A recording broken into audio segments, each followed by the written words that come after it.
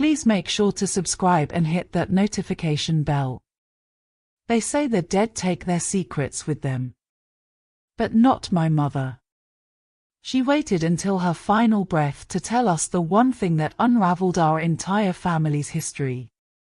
With a raspy whisper and eyes locked on mine, she said, "Find the judge, he knows everything." She died 10 minutes later. At first, I thought it was grief making her words feel heavier than they were. But that same afternoon, when we walked into the courthouse, soaking in loss and confusion, he saw us, and froze. Like he had seen a ghost. And in that moment, I knew. This wasn't just about a dying woman's wish. This was about a truth someone buried a long time ago. And the one man who tried to keep it dead. I was holding her hand when it happened. The machines made that flat, cruel sound that echoes in your bones more than your ears. My mom, strong, stubborn, unapologetically private, took her last breath as the sun spilled through the window beside her. My sister Sarah stood at the foot of the bed, holding our mother's journal tight to her chest like it might start talking. We were numb. But just before the silence settled completely, she blinked one last time, her lips moving faintly.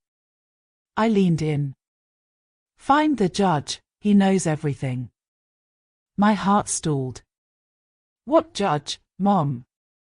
What are you talking about?" But her eyes stayed frozen on the ceiling. That was it. Her last words. And they didn't make sense, at least not then. The nurse came in. There were forms. Calls to make. Paperwork and grief. It all passed in a blur. Later that evening, Sarah sat at the kitchen table flipping through the journal. She's the practical one, math teacher, logic-driven. She doesn't believe in omens or deathbed mysteries. But even she looked spooked. "She drew this symbol," she said, showing me a page. It was a circle, broken in half, with a scale inside. "I've seen this before, on that courthouse downtown. 3rd and Main." Suddenly, a memory slammed into me. I was 6. Sitting outside that courthouse with Mom. She held a file folder and kept checking her watch. I remembered the fear in her eyes. I remembered her saying, "If anything happens to me, never trust a man in a black robe unless he flinches first." It didn't make sense until now. Sarah looked at me and whispered, "Do we go?" I nodded. I didn't even know the judge's name. But somehow, I knew he'd recognize ours. We didn't call ahead. We didn't schedule anything. We just walked into the courthouse like two women possessed. The place smelled like paper and polish, and the echo of footsteps on the marble made everything feel bigger than it was. My sister Sarah was stiff beside me, clutching the journal like it was sacred. I held a folded photograph of our mother from 1996, just in case. We passed through security. Nobody asked questions. But when we reached the clerk's window and I softly asked, "Is Judge Walter Gaines in today?" the woman behind the glass blinked twice too fast. Her lips thinned. She nodded. "Courtroom 3B. Just wrapping a civil hearing." Something in her eyes told me she'd seen ghosts too. Sarah and I walked down the long corridor, each step sounding louder in my ears than the last. The closer we got to the courtroom, the more I felt Mom's presence, like she was walking just behind us, her breath warm on the back of my neck. We stepped inside quietly. A man in his 70s sat on the bench, regal in black robes, his silver hair combed meticulously. He was just adjourning the session, tapping his gavel lightly before rising. But the moment he glanced toward the door and saw us standing there, he froze. Like time itself stopped for him. His hand paused mid-air. His eyes locked on my face and refused to move. A full 5 seconds passed before he sat back down, abruptly. He gripped the edge of the desk like it was the only thing keeping him upright. "Court is adjourned," he muttered, barely audible. I took a step forward. "You knew my mother, Eleanor James." He blinked. His lips parted, but no sound came. "She died this morning," Sarah added, her voice steady. "But she told us to find you. Said you knew everything." A tremble ran through his left hand. "No," he whispered. "No, she promised she'd never involve the girls." I felt the air tighten in my lungs. What did she mean by that? What secret did you both keep from us? He slowly removed his glasses, his eyes glistening. "This isn't a hallway conversation." He pressed a button. The courtroom doors shut electronically behind us. We were locked in. I didn't even flinch. He leaned forward. "Did she ever tell you about the case in 1996? A child custody trial. Docket number 3104. "No," I replied, my heart hammering. "What case?" The judge closed his eyes. "It was sealed. Hidden. Your mother begged me to make it disappear. She was protecting someone, protecting you." Sarah's voice cracked. "From what?" He opened a drawer and pulled out a battered file, yellow with time.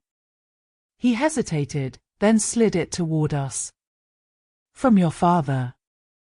I stopped breathing. Sarah looked like she might fall. "But we knew our father," I said. "Victor James. He died in a car accident when we were little." The judge shook his head slowly. "No. Victor James was not your biological father. He was your mother's last hope of a safe life. A cover. A decoy. She fled from someone else, a man with power, one who should have been behind bars." I stared at him, trying to make the puzzle pieces fit. "And what does that have to do with you?" I asked. He finally met my eyes fully. "Because I helped her hide you. I changed your names, issued new birth records, buried the case in the court's archives." "Why?" Sarah whispered. "Why would you risk all that?" His next words froze me to the bone. "Because I was the one who ruled in your father's favor, before I realized what kind of monster he really was." He stood up slowly. "Your real father isn't dead. And if your mother is gone, that means he might come looking for you next." I could barely feel my hands as I reached for the file. It was heavier than it looked, like the paper inside carried more than just ink and staples. It carried truth. Sarah hovered over my shoulder as I opened it, both of us bracing for answers we weren't sure we were ready to hear. The first page was a transcript. State versus Garrett Holloway. My blood ran cold. "Who's Garrett Holloway?" I asked slowly, not looking up. The judge's voice came soft, but steady. He was a wealthy real estate tycoon back then. Charismatic. Untouchable. He had connections in the police, in politics, even in the judiciary, including me. Sarah flipped another page. There were photos.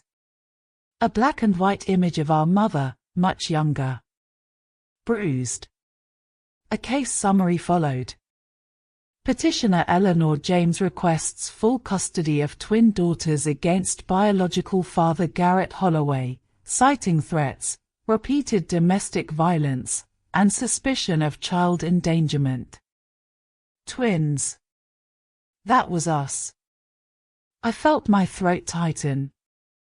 She was trying to save us.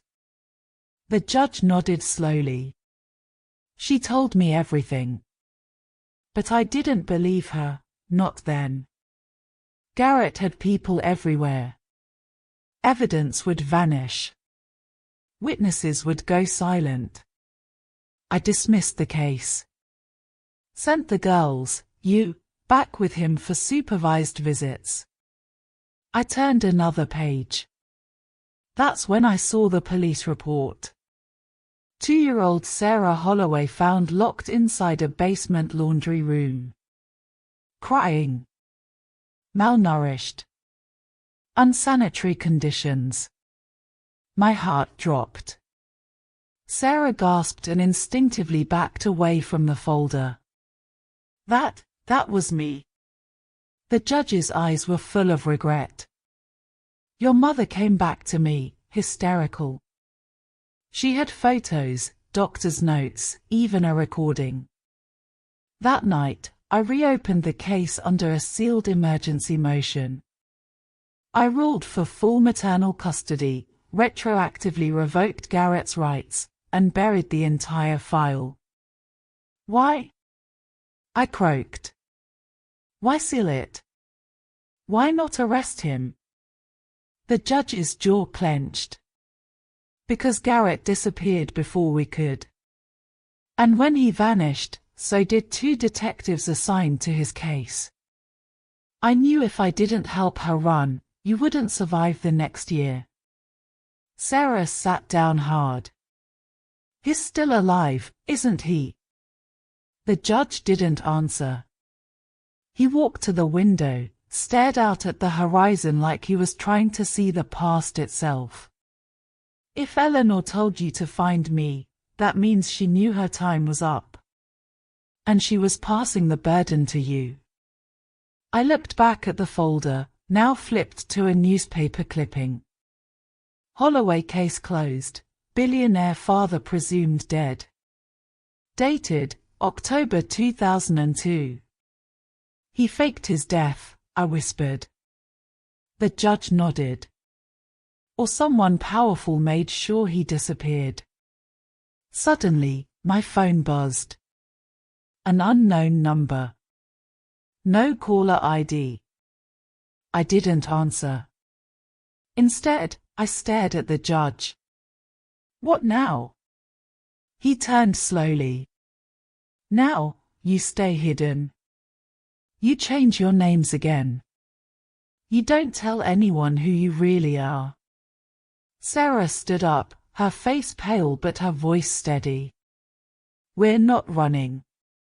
Not anymore. He may have scared Mum into hiding, but we're not children anymore. He raised his hand. That's exactly what he's counting on. You standing your ground. Then he paused. Looked at me with eyes that had seen too many secrets. He'll come for you, Ava. He always comes for what he thinks is his. And that's when the courtroom lights flickered. Once. Twice. And then went completely dark. Darkness. Total, suffocating black. The courtroom, moments ago bathed in afternoon sunlight, was swallowed by silence and a sudden, almost unnatural stillness. Sarah grabbed my arm instinctively. Is this part of some power glitch? She whispered, but her voice was trembling. No, the judge muttered. This place has backup generators. A slow creak echoed through the chamber, the heavy doors at the back shifting slightly. We all turned. I couldn't see much, but I could feel it. Someone was out there.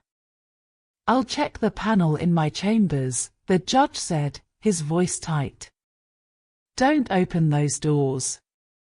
Don't make a sound. He grabbed a small flashlight from under the bench and slipped out through a side hallway. The beam flickered briefly before disappearing behind a door. We were alone. And then... tap. Tap. Tap. Footsteps on marble. Slow, deliberate. Getting closer. I pulled Sarah behind the bench and crouched. Her breath was hot and fast on my shoulder. Ava, what if it's him? I didn't answer. I couldn't. Because part of me knew it was him. Or someone sent by him.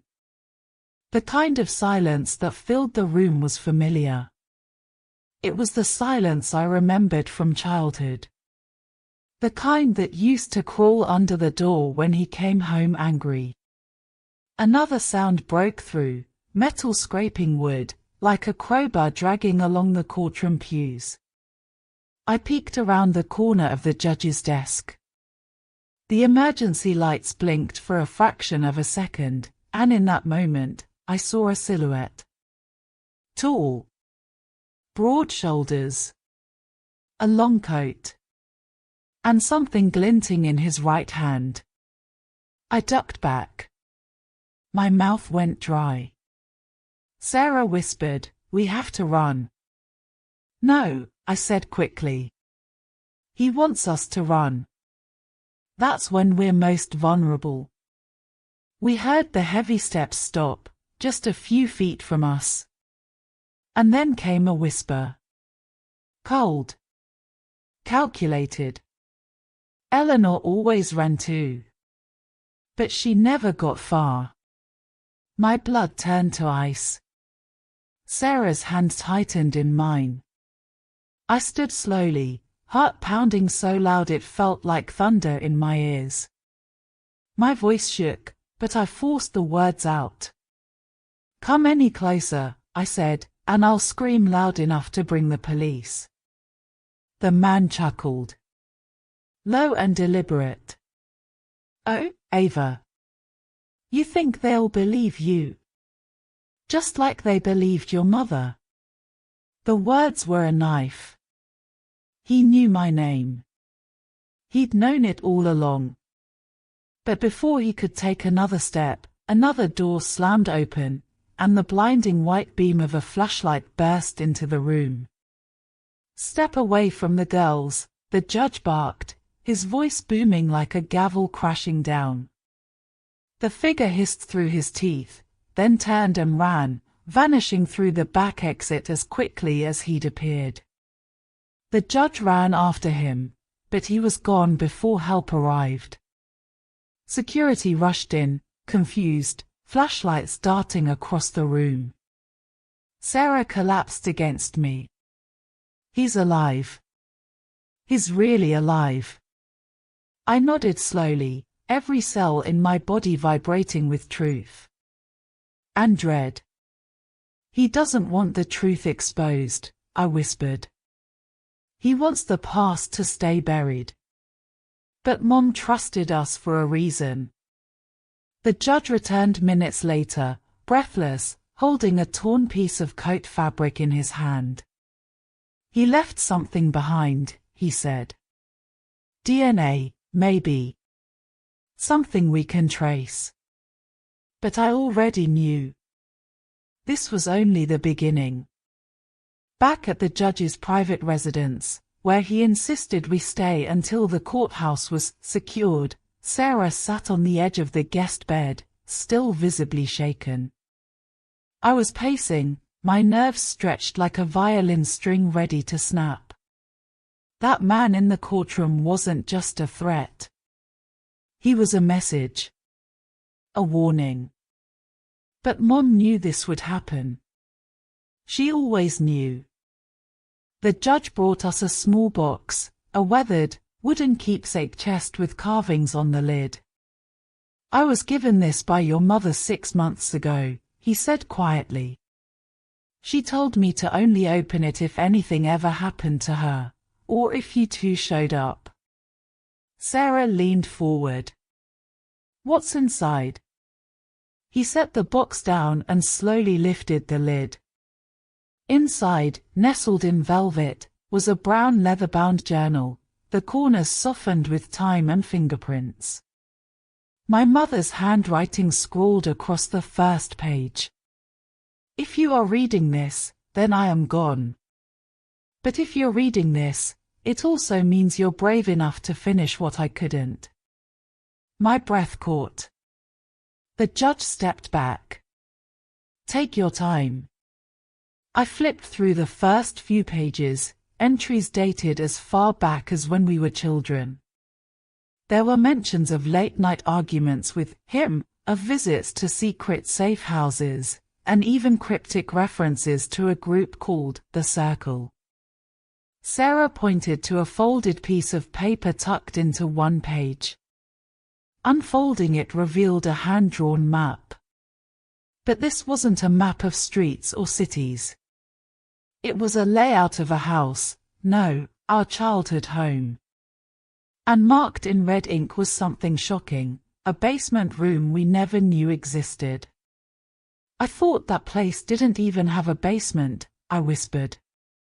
Sarah's face turned pale. It didn't. At least, not one we ever saw. The judge looked grim. If she marked it, it means she found something important down there. Evidence.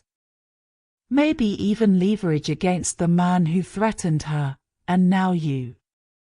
We packed what we could, and that same night, against the judge's better judgment, Sarah and I returned to the house. The moment we stepped through the threshold, memories flooded me, the scent of old cedar, the creak of the floorboards, the painting in the hallway that always tilted to the left. And then, something strange happened. We both turned to the wall under the staircase. There were scratches there, subtle, faint, but intentional. I traced them with my fingertips, then pushed. Click. A hidden latch gave way. And behind the wooden panel, a narrow stairwell descended into darkness. I don't like this, Sarah whispered, grabbing my hand. I didn't either. But we had no choice. Armed with a flashlight, we descended into the cold. What we found beneath that house would change everything we thought we knew about our family.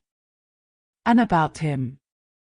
Because there, in a rusted metal filing cabinet, was a sealed envelope labeled in my mother's unmistakable handwriting.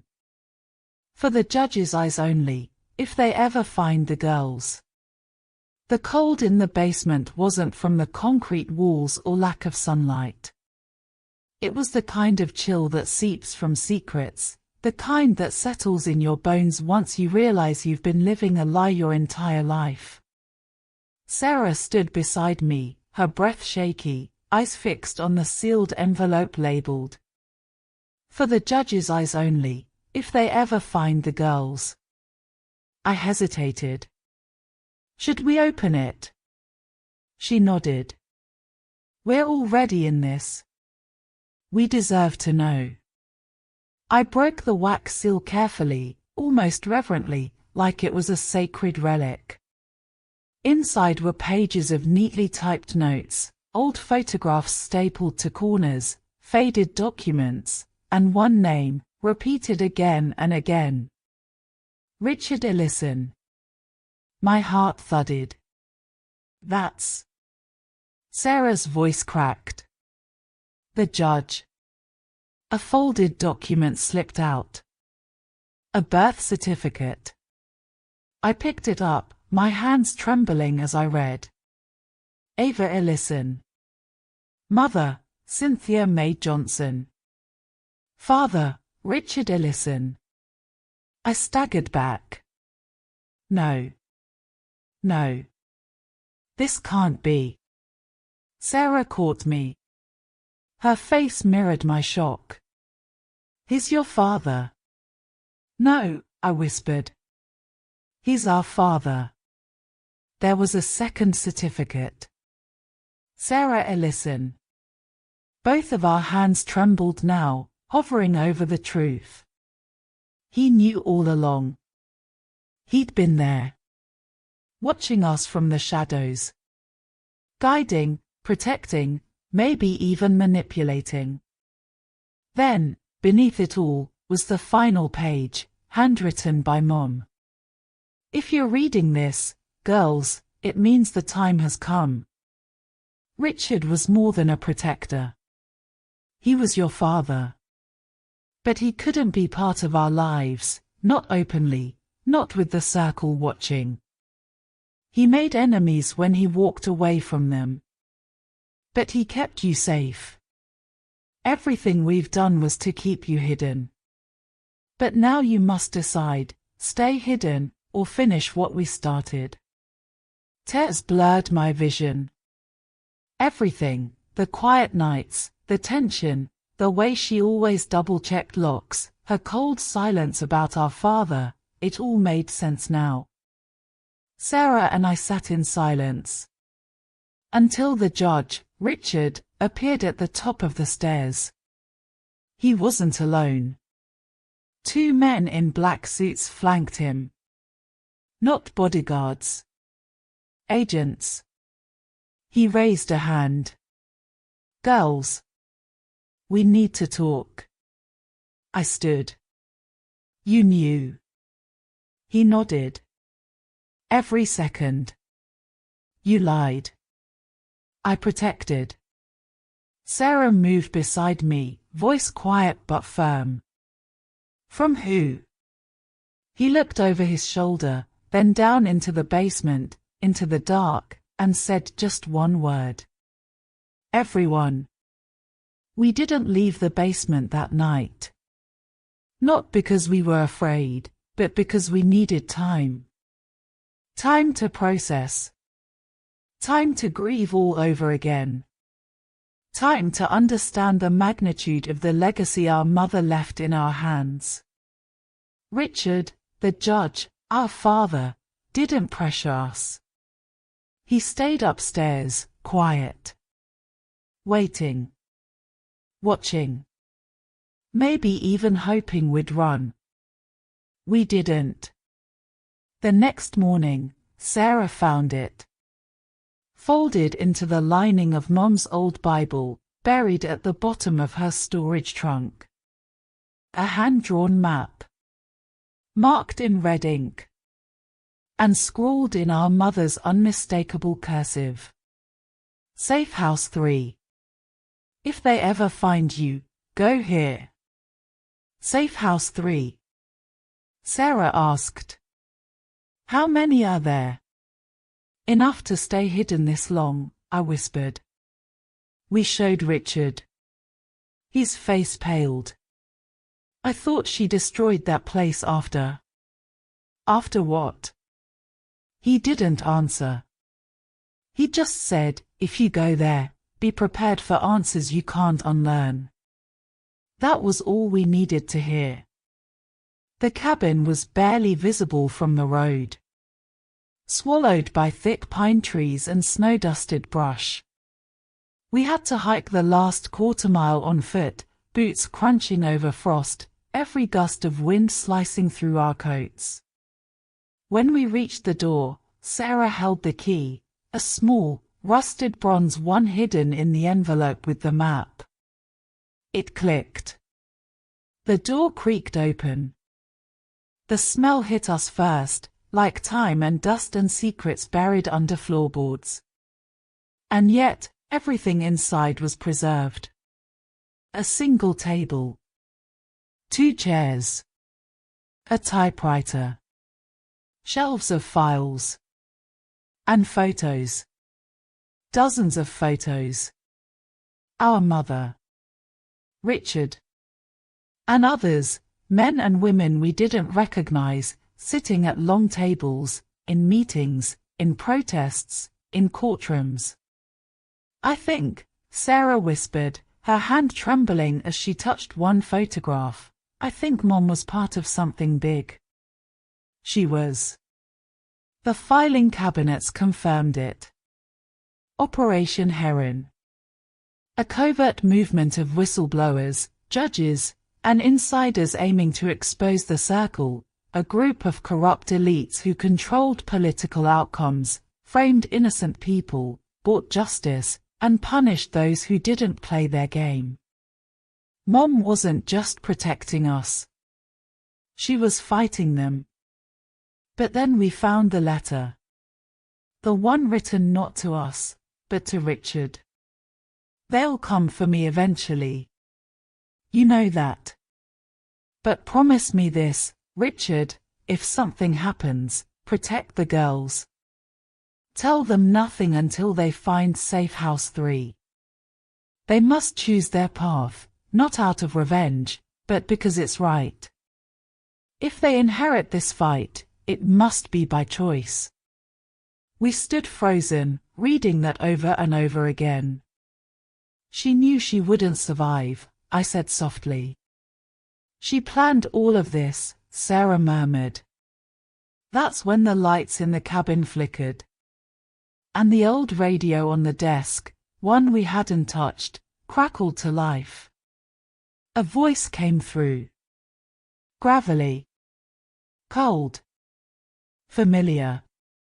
You should have stayed hidden, girls. Now you've picked your side. Sarah looked at me. Who the hell was that?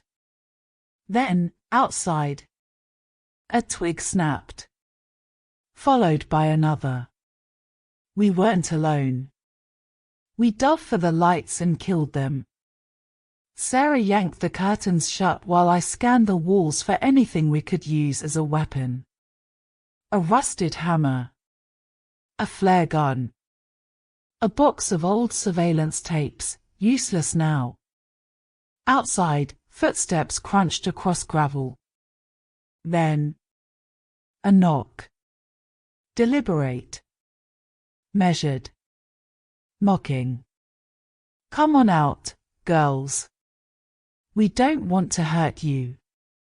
We just want what's ours. We didn't answer. We didn't breathe. The map. The files. The photos. They wanted it all back, and they were willing to bury us in that cabin to keep it secret. Then the door handle turned. Slowly. Deliberately. I aimed the flare gun. Sarah raised the hammer. But just as the door began to creak open, boom. A thunderous crack split the silence. The door blasted inward, but not from them. From Richard. He came out of nowhere, rifle in hand, barrel smoking. 2 men outside dropped to the ground, stunned. Run, he shouted. Take the back door. We didn't wait. We grabbed the files, the flash drive, the photos, everything we could stuff into our packs, and sprinted through the cabin's rear exit.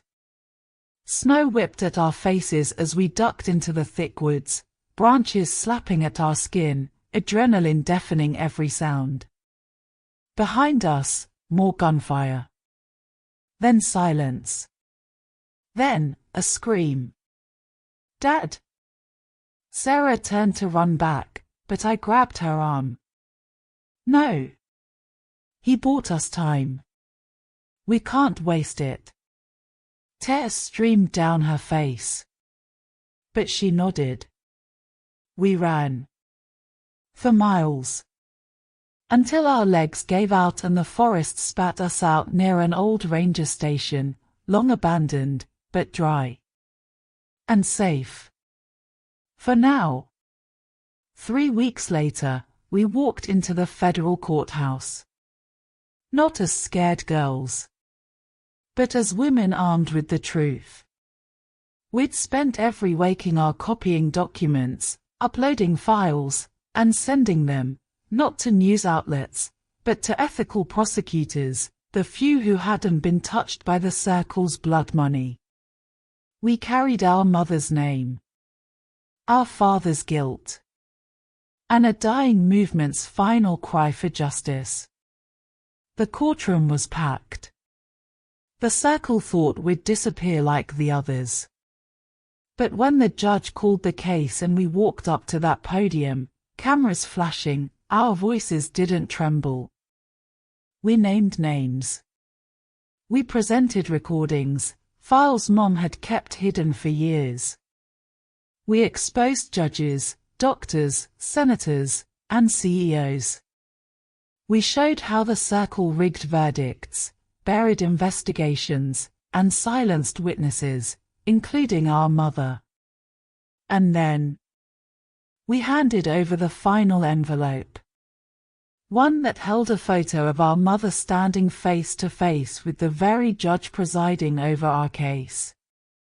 Sarah looked him in the eye. How many more good people have to die before someone finally does the right thing? Silence filled the room. The judge looked down at the photo.